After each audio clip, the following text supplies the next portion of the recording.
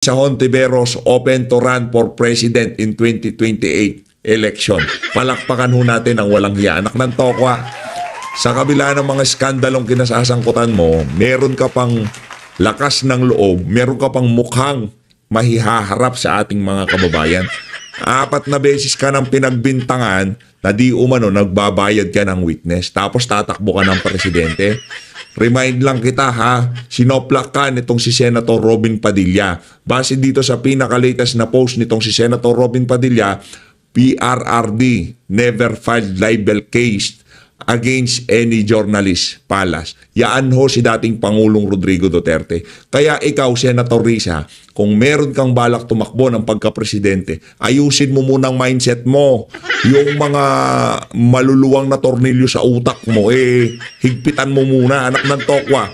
Tinanong ka lang, pinagkakasuhan mo ng cyber libel yung mga vlogger. Ganyan ho kawalang yayang ali na yan. Kaya naman, mag-comment ho kayo sa baba, yan sa mga birada na yan, itong si Senator Risa Hontiveros. Sa panic mode siya.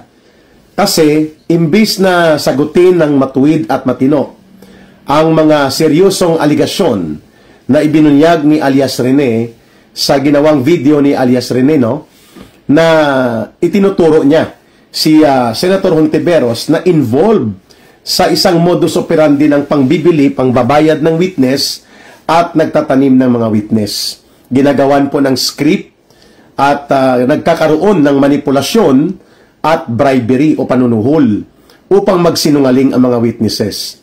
Ito po ang mas nakakahiya, Senator Ping Lacson, no? Kumpara sa komentaryo ni Senator Ping Lacson na kung magkakaroon daw ng outright na pag-dismiss o pagbabasura sa basura naman talaga na impeachment complaints nila Martin Romualdez. Pinaksa natin kagabi yung nakakahiya, si Boy nakakahiya. Hindi niya alam nakakahiya, tumanda na lang ng ganyan. Hindi niya pa rin alam nakakahiya. Ng House of Representatives laban kay Vice President Sara Duterte, sakaling mangyari daw yan, ay nakakahiya daw ang Senado. Wow! Talaga ha? Talaga lang, Senator Ping Lacson? Anong mas nakakahiya? Ang manindigan ng Senado na tama lang na huwag kayong magpagamit sa weaponization and abuse of the impeachment mechanism na ginagawa nila Martin Romualdez na instrumento para mapadisqualify at mapigilan ang kanyang katunggali sa politika na makatakbo at maging eligible sa presidential election si Vice President Sara Duterte dahil takot na takot siya na palalamunin siya ng tuni-tuniladang alikabok kapag lumaban siya ng pagkapangulo laban kay Vice President Sara Duterte. Kaya ginamit nila, lalo na siya, ang panunuhol according to the revelation of Congressman Toby Chanco na may mga 90 billion pesos na pondo ng kaban ng bayan na ginamit para sa ayuda, para sa mga infra projects, para makakuha ng signatures, no? So, technically and by essence, yan po ay panunuhol pa rin po. Mas nakakahiya ba, Ping Lacson, Senator Lacson, na yan ay sawatain at pigilan ng Senado at hindi nyo payagan na gamitin kayo sa maruming laro sa politika nila Marcos at Romualdez? Yan ba ang nakakahiya kung ibabasura ang...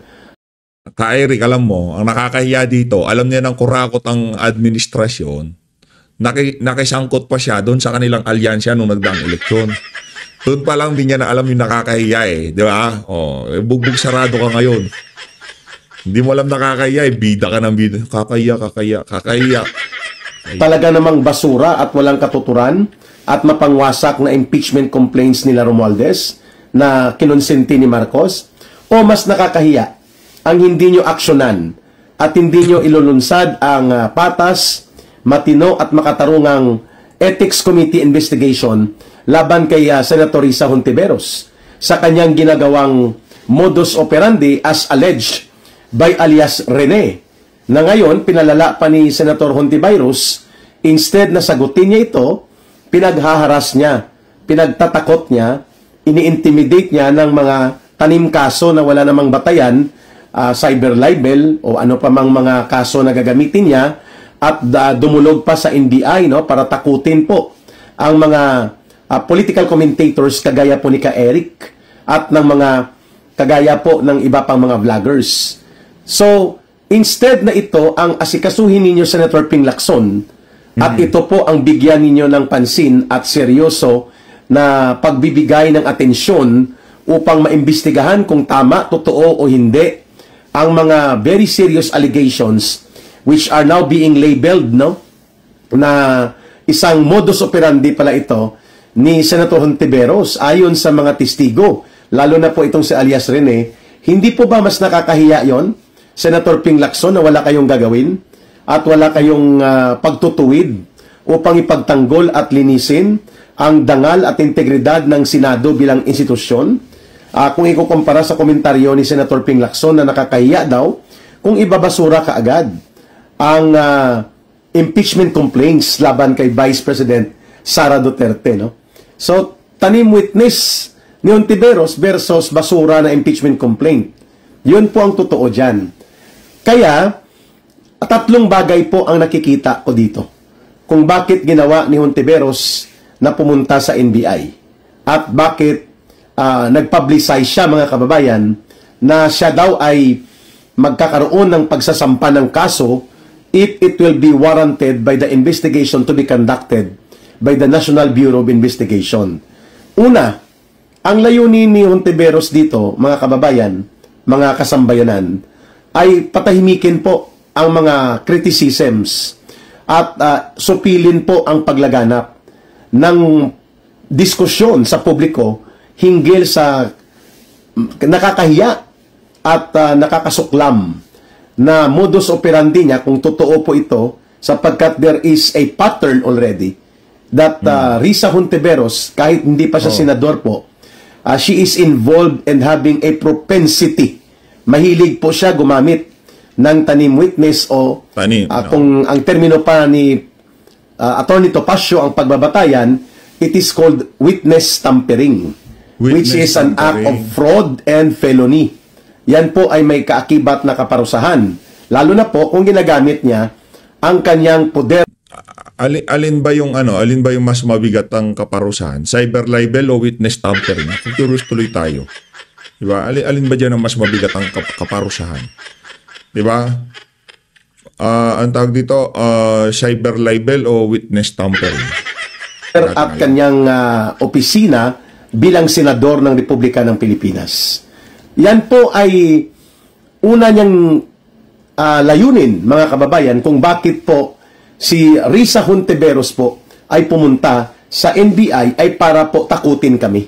Takutin po si Ka Eric, sina Banat Bay, sina Sasro Gando, sina Atty. Trixie, among others, na itigil namin ang pagkakaroon ng public discussion and political commentaries na aming ginagawa sa aming mga channels at mayroong mga followers na nakikinig at naliliwanagan. Tinanong ko si GOG, si Google, mas mabigat daw ko yung witness tampering compare sa libel. Kaya yung ginawa ni Risa, kung sakaling totoo yun, mas mabigat ho ang pananagutan niya kaysa doon sa mga kung ano-anong pinagsasampa niya ng kaso. Base ho yan kay Google, di ho tayo abogado. Kung mali tayo, si Google. Yun pong unang layunin niya. Patigilin kami at sa pamamagitan ng pananakot, intimidation. Mantakin mo, padadalhan ka po ng NBI ng ipasabpina ka, no, o ipasomon ka ng NBI upang sumagot ka dito sa reklamo ni Hontiveros na ang dapat nagpapaliwanag, hindi kami, kung hindi siya po dapat.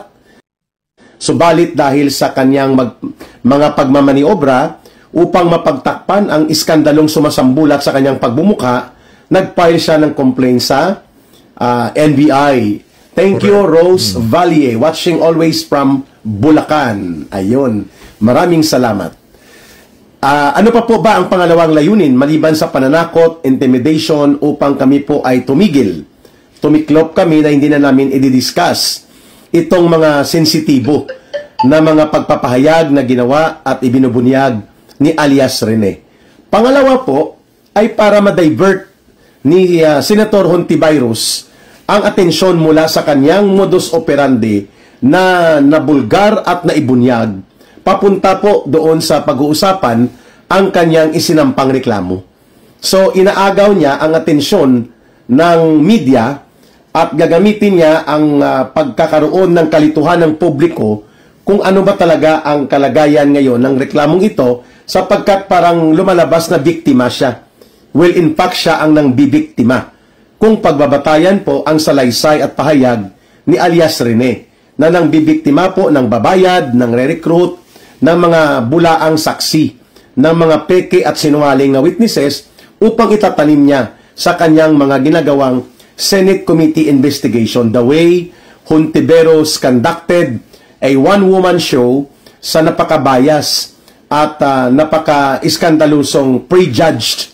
No, walang karapatan doon sina Pastor Kibuloy, ang mga ministro ng Kingdom of Jesus Christ, even si Pangulong Rodrigo Duterte at si Vice President Sara Duterte, ipinagdiinan po sa script at manipulasyon na ginawa nila Hontiveros na umiiral ang Davao Criminal Syndicate Group na Kibuloy Duterte Crime Group.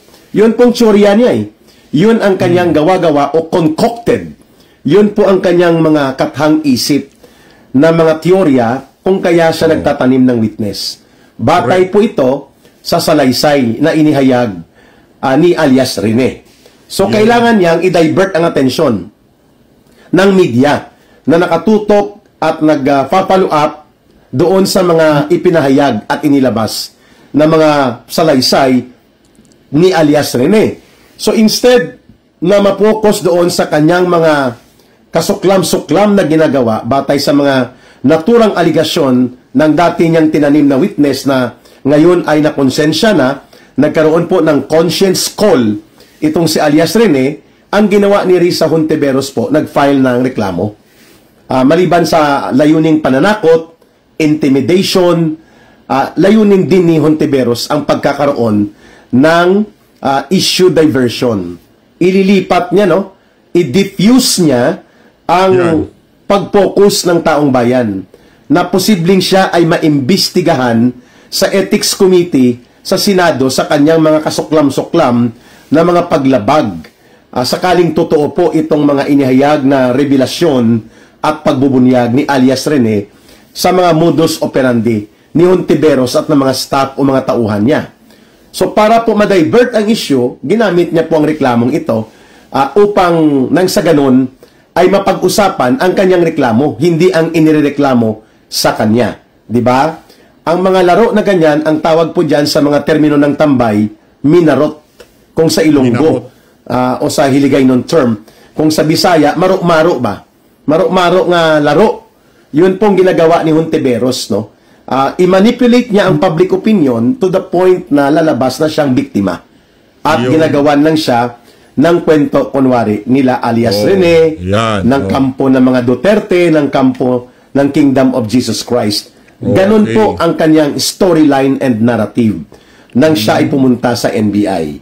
Kaya, idinamay niya ang mga vloggers upang magkaroon po ng mensahe ng pananakot to send out a message of intimidation na kung ipagpapatuloy nyo ang public discussion at commentaries at hindi kayo tatahimik at gagamitin pa ninyo ang inyong mga social media platforms, kagaya ng inyong mga YouTube channel, mga live stream nyo, kakasuhan ko kayo.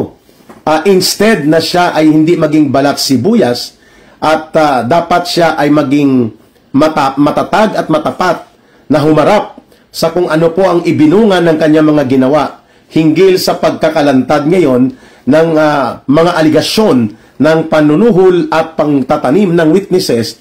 Ang ginawa niya, siya pang nagpa-victim sa mga binibiktima niya.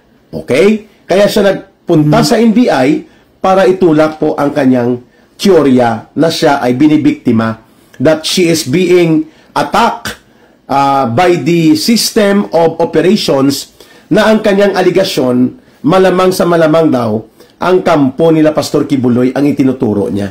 Wow! Talaga ha?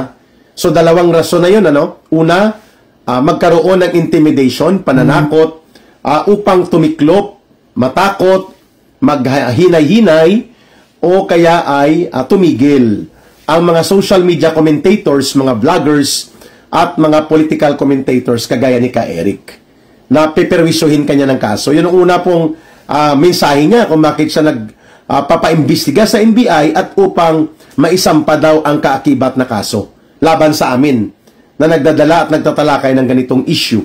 Pangalawa, yung diversion of issue para po siya magpa-victim effect at pag-usapan ang reklamo niya imbis na ang inireklamo at mga ibinubunyag laban sa kanya. Ang pangatlo po ay inuunahan niya ang possible na paglulunsad ng Ethics Committee investigation laban sa kanya. At sasabihin niya, ano pang inyong saysay na mag-imbestiga pa kayo, nagreklamo na nga akong biktima dito, ako pang imbestigahan nyo. That is exactly the game plan of Hontiveros, for her to appear as if she is victimized by an orchestrated campaign na ang itinuturo niya, Kingdom of Jesus Christ, at sila Pastor Kibuloy. Of course, ang dugtong niyan, ang Duterte political camp. Nakakulong na nga si Pastor Kibuloy. Hindi nakapagpiyansa, bagamat siya po ay akusado lamang. Hindi po siya convicted na, kagaya ni Franz Castro, ang urban operative ng Communist Terrorist Group na si Lula Franz Castro. At Nako, papunta na ho kay Franz Castro. Kung gusto nyo kong bibitinin ko kayo ng konti.